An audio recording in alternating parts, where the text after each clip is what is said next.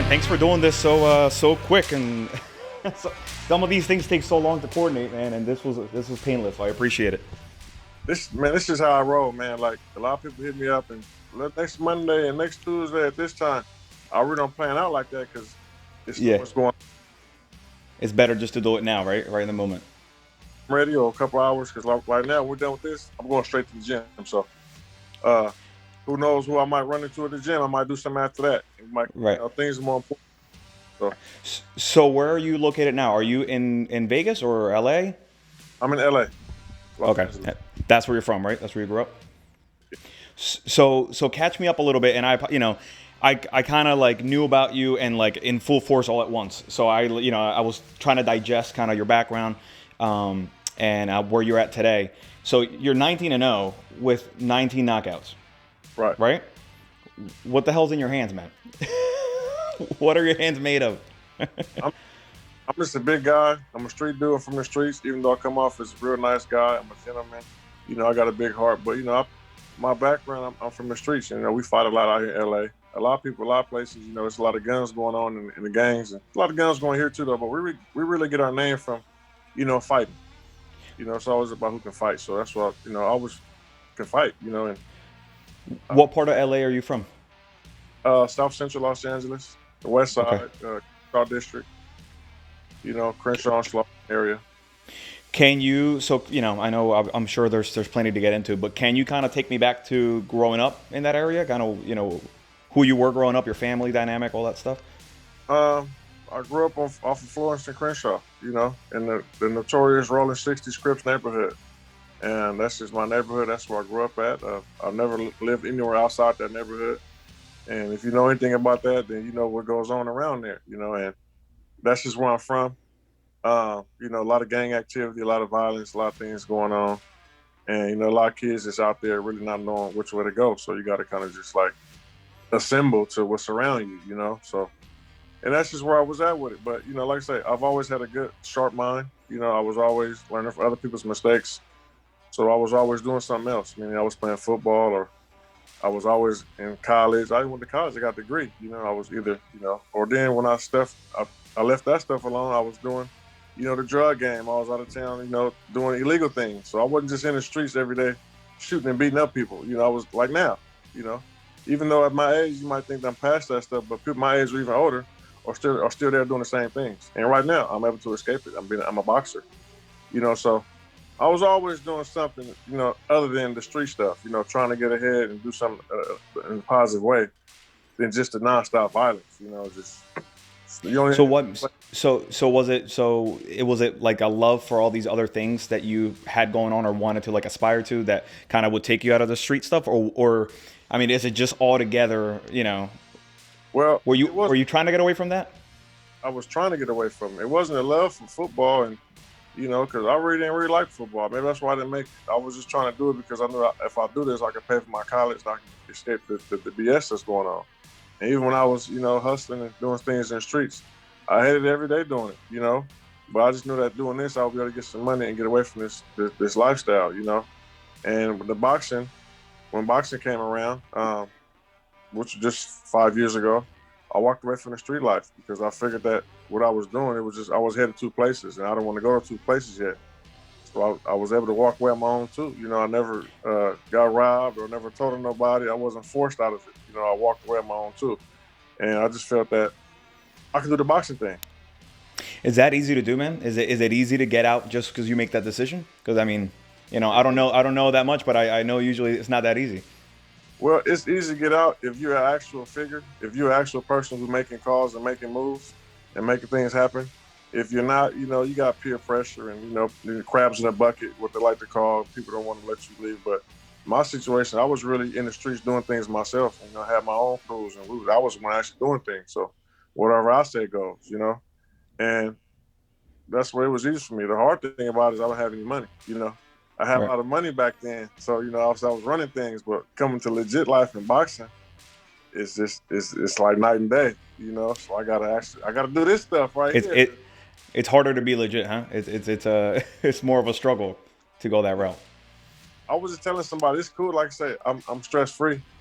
You know, uh, it was like I say, I walked away for a reason. You know, I just couldn't do that stuff no more. And the boxing right now, you know, I don't got to worry about, you know, no police or changing my phone number every 30 days or, you know, looking over my shoulder, carrying guns and worrying about what these dudes around the corner going. I don't have to worry about none of that stuff. I'm a legit boxer, man. I don't have nothing to do with that stuff no more. Can you do me a favor and tell me kind of like, or in the best way you can? I always think about this stuff, like the level of stress as a human being that you have to be living that lifestyle. I mean, you know, the stress that the normal people go through sometimes just with work and family is rough. How the hell do you do that? Like, can you sleep? You really can't. And it's crazy thing about it, all the things I've done them sober. You know, I don't smoke or drink or do no kind of drugs. People I know, they do a lot of drugs to go do these things. And so I can kind of see how they get away and do it, you know, without thinking about it. Me, I did everything sober. So it's even crazy. Like I said, I think God just had his hand on me this whole time. And, you know, I'm here for a reason. I made it through what I made it through. But it was very, very stressful, man. I mean, it's just nonstop. I mean, 24/7, 365. It's just nonstop, man. It was just too much for me, you know? Looking over your shoulder at all times, basically, right? I mean, the way I was doing it, the way I was living, yeah, you know, some people can like play and halfway in and act like they're cool, but I was all in, man, you know? Bro, I don't know. I don't know how you can do that, but you know, listen, but at some point, so what was the moment that you said, all right, I'm done? Was it a specific instant or something that happened that you said, I'm done, clean cut break from this, I'm moving? I'm gonna give you an exclusive. I ain't never told nobody. I did 1,000 interviews and asked them why I started boxing. I just told them that, man, I walked away and I was headed to wrong direction. So what happened was this: I was making so much money, a lot of money, and somebody ran off with $100,000. So I had to make a decision up: am I gonna go kill this person, or I just had a daughter, or I'm gonna let it go? So I had to let it go, man. You know what I'm saying? No harm, no foul. You know what I'm saying? And if you playing the street stuff, you can't let that stuff go. Because next time somebody do something, they're gonna take your 100,000. They're gonna say you ain't gonna do nothing. So that was the breaking point, man. I said, no, I'm cool. He can have it. I'm cool. I left it alone. You say God has a hand on you. God has a hand on that person. Oh yeah, you know what I'm saying. You know what I'm saying? And that was actually in 2016. I was still kind of messing around after my second pro fight. Okay. So like this exclusive. I ain't never told nobody this story, man. So like I say, when I decided to start boxing, I'm all in. I'm making money. I'm everywhere doing all types of stuff. And 2016, I said, man, I got to do boxing. This ain't right. You know what I'm saying? I'm all in, bro. So I got my first couple hours of rounds of sparring. Got me 2 fights. January, I think February 2016. After that, I'm like, man, it's kind of like some BS right here. I got to go make me some money. You know what I'm saying? So I'm doing my thing. And somebody ran off with the money. I didn't fight for 9 months, from February 2016 to November 2016. And I say, after that, I went straight to Vegas. You know what I'm saying? September 2016, that whole summer, I cleaned up. I walked away from it. I moved my family to Vegas. I just started training, doing the boxing, and got another fight, and then went so on. You know, I just let it go. I said, is that when you went to the Mayweather Gym? Is that right? September 2016, signed my lease in Vegas. Moved in. I was living 2 blocks from the Mayweather Gym, and that's where I was at with it. You know. Okay, so so you train in the Mayweather Gym, and then you don't have an amateur background, so you're basically trying to make it from zero and going straight to the top. You know what I mean? So at what? Damn. What's that? You caught off. Sorry, what was that? I said, and I was 350 pounds at the time. 350 pounds. Yeah. So you're like, here I am. Let's make this work. 30, no amateurs, 350 pounds. They're like, come on, man, you ain't serious. You know what I'm saying? I'm serious, bro. But you knew what you could do. I mean, you know, it's not like you hadn't fought before. You knew what, you know, you knew you had hands on you. You knew the sport. So you went in there confident that you had a shot. Well, I didn't really know the sport like that. You know what I'm saying? I'm lying. That summer I lost some weight. So when I fought my first, I was 350. The end of 2015 and beginning of 2016. So when I was transitioning from that street stuff going to Vegas, I already started losing weight because I know I got a box, you know. Gotcha. I was probably Mayweather Gym. Okay. And then, so then you go and you take some fight. So tell me, so I'm reading about your record, right? And because it's the internet days, everybody, unless they're seeing every single knockout, right, in the first round, a lot of people disbelieve, the credentials. So, so what happened? You go to, what is it, Mexico that you go to fight? Yes, Okay. Most of your fights are from there? all of them are there. Okay. Well, so what people don't realize is that Mexican fighters or boxers um, have a huge record usually, and it's because they fight a ton in Mexico, right? So, which doesn't mean that it's any less high quality fighting than up here or whatever. But so why did you go to Mexico? Like, what made you want to do that? Well, that was my only option. Okay. Like I said, I was at no experience. But for anyone to take me serious, I have to get a fight. I was too old to get in the amateurs. Okay, so how do I get a pro fight? You got to pay to get on someone's fight card. You got to find you an opponent, and you go from there. So who's the fight card? Who's throwing shows out here? They said, well, shit, you can go to Mexico and pay about $500 to get on a slot fee, and whatever they want for the opponent, you might walk away, spend a couple thousand. Let's go. That's what happened. So I didn't know that. So in order to start your boxing career in the place at least that you were in, you're paying to play basically. You're paying to fight. Yeah, 100%. All everything. You're paying to get on a slot fee. They're going to send you 3 or 4 opponents. You can pick from the opponents, and then they'll tell you what these opponents going to want. They might want anywhere from $600 to $1,500 plus your slot fee. Plus, Wow. rent a car to drive out there. Your room for 2 days to get out there. And you want to pay a trainer to come out there with you, give him a couple $100, even though you ain't getting paid, but no one's gonna drive it to Mexico weeks for free. So all that stuff adds up to $2,000-3,000 a fight. Yeah. Wow. So then you stay down there and you rack up those 16 wins basically. 19. Yeah, I've been out there. 19. I apologize. Yeah. 2 of the fights didn't even count, didn't even happen. But Okay. I lost the money, but 19 of them went through.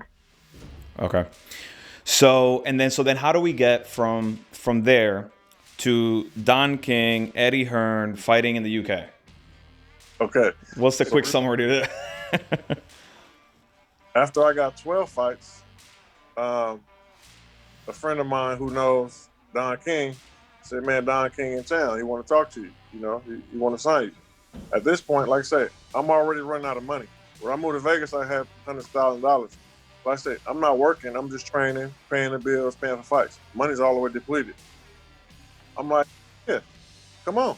If I ain't got to pay for no more fights no more, and he can provide me these fights, and he's the GOAT, he did this 100%. Let's go. So that's when I was 12-0. Okay. Fight. After 6 months, you never got a fight. We was telling you about this, and maybe a fight here. I was like, man, this is wasting my time, man. I kept fighting in Mexico. I got 7 more fights on my own. I thought the contract was null and void, Right. But I didn't know that I could have sent them a simple release letter saying that you're in breach. That's what the lawyers in Matchroom told me. You should have put him on notice that he was in breach and we could have fought. You never did that. I said, I didn't even know because based on the people I know, them is his boys. That's, they're cool with them. That's like if you say you my boy and you take me to Don King, I'm trusting you. I don't know Don King for can of paint. He said, no, go fight, do your thing. So I would never even went to London and wasted my time and hopped on a plane for 12 hours, you know what I'm saying, if I wouldn't have fought.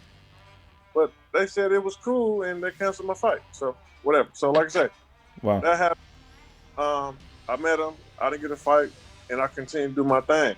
And like I say, I talked myself up a storm, talked up a few fights. A few of them didn't go through, but the one that did go through was the one with Dave Allen Matchroom. And like I said, I thought Don King's situation was behind me. I would have never even went out there, man. And they stopped my fight. Wow. So where are you at now? Where are you at today? What's the next? The contract expires May 4th, 2021. I'll be in Mexico in 2 weeks on the 27th to get my 20th victory. Nice. Hopefully, probably guaranteeing a knockout. And, just get in shape and get back to LA and just wait for May 4th. I'm a free agent and I'm probably going to immediately get a fight with Matchroom. That's who I got. That's who, let's get the opportunity. So you're done with Don King as of May? Yes, 100%. Okay. And then that Matchroom, that's Eddie Hearn, right? That's basically, then you would be over there. All right. I mean, that's where everybody's going these days. So that's a good call. When is the Mexico fight? The next one you said? February 27th. February 27th. Okay. Yeah. All right. So can we have somebody film some footage and then we can talk about it right after, so we can talk about your 20th knockout on the show? This was gonna be on TV. I'm bringing my cameraman. You know, I'm gonna try and build it up. You know, because I never brought a cameraman with me. I don't got time to be spending extra money bringing people because I just don't have the money. You know what I mean? Yeah. But I got time to bring that camera. They're gonna record it. You know, do a little build up for it next week. You know, and go from there. Awesome. All right. Well, I want to get you on the show if you're able to after that, and we can kind of see, you know, where your next steps are going to be at that point after that one. So I heard you've trained with Ortiz. Is that right? Or you've sparred with him, Luis? Yeah. That guy's a beast. Yeah. I mean, I'm just saying, you know, that's good company, right? To be. I mean, I'm sure you're training with a bunch of other people. I've heard rumors. I won't bring them up, but there's other people that they say you've been sparring with and doing pretty well with. Correct? Yeah, but it don't matter. Like, don't nothing affect me. Don't nothing really, like, it is what it is. You know, if someone say they beat me up, or they say I beat them up, or they say I showed up, or they was late, it is what it is, man. At this point, everything is out there. We're gonna see May 4th who really want to fight. You know. So are you able to get into this whole Tyson Fury conversation that I've heard about? Yeah, we can get into it. All right. So why don't you explain a little bit to those who don't know? What's the deal with that? Basically, I know a guy named Frank Steve over at Top Rank. He the one that got me in the camp, Tyson Fury's camp. I was actually in LA. Like I said, at this point, I'm all legit. I'm driving Uber, trying to make money because I can't do nothing illegal at this point. I'm a real boxer.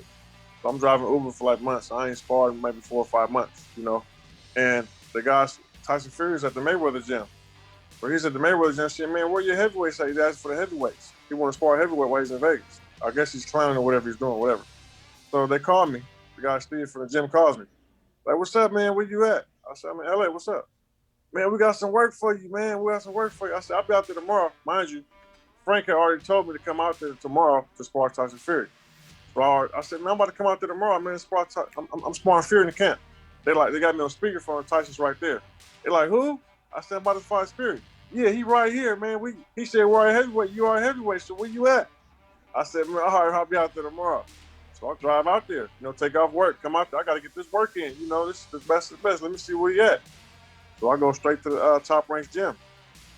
And, you know, he said, I talked to Ben Davis. I meet Tyson. We shake hands. We talk. He said, yeah, come tomorrow at 10 o'clock, man. We're not sparring. I said, okay, cool. So I go to Mayweather Gym, same day. It was a dude in there like 6'8", 6'9". He was taller than Tyson Fury, big old dude. So we sparred like 8 rounds.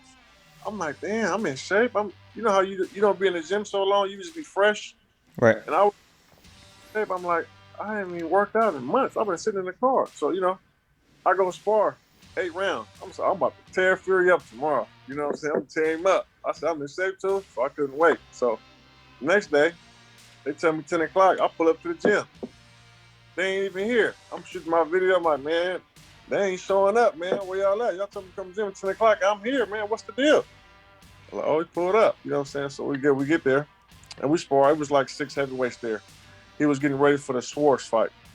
And so it was a round robin. Everybody sparred a couple rounds, 2, 3 rounds each. And like I said, I was first. You know, so we sparred. We got good work. And that was it. I appreciated it. You know what I'm saying? I walked out without a scratch. I took a lot of pictures with his whole camp and everybody at the gym. Everything was cool. You know what I'm saying? Mm-hmm. It was cool. I could actually be in here with a real heavyweight instead of me just sparring not knowing what a real, because I'm still kind of getting a hold of the boxing thing. You know Yeah. I've been fighting in Tijuana against guys who really come in just to get paid, not really fight and give me a real fight. So I'm like, okay, cool. He gets back to the UK, he wins his fight, and does an interview and says, oh, I know the cocky American guy. He sparred a half a round, and I slipped and hit him one time and knocked him out. I'm like, huh? Like, why would he say something like that, you know? Mm-hmm. I never badmouthed him. But once he did that, that's when I started telling people, man, you was running the whole sparring session. You forgot I swung, I almost knocked you out the ring. You was running. You was scared of me. I don't fight back enough. You know, whoever I fight, I come forward, however it is. Right. So that's just what it went. Like, it was good work. Not that he was running, but his style was more slick. Yeah. I could sit there and brawl, so I can actually say I made him run. It is what it is. But Right. He got good work. Good work. It was a good experience. I thank him for having me there. And, you know, he was the best I've been in the ring with. But as far as him slipping one time and knocking him out one punch, that don't even sound right. He's never even done that before. It doesn't even sound right for him to say that. Don't know why he said that about me. You know? Yeah. Still I don't know why he said that. All right. Well, that'll be a good background story for when you guys do ultimately fight. We can bring it back to what happened, in the Mayweather Top Rank situation. Well, listen, man, it's been a pleasure to have you on the show. I really do appreciate you coming on so quickly. Let's talk after your next fight, man. Let's keep it going. I love it. I love the story. For having me anytime. Tap in. You got my direct line. It's good. Appreciate it, man. Awesome. Thank you.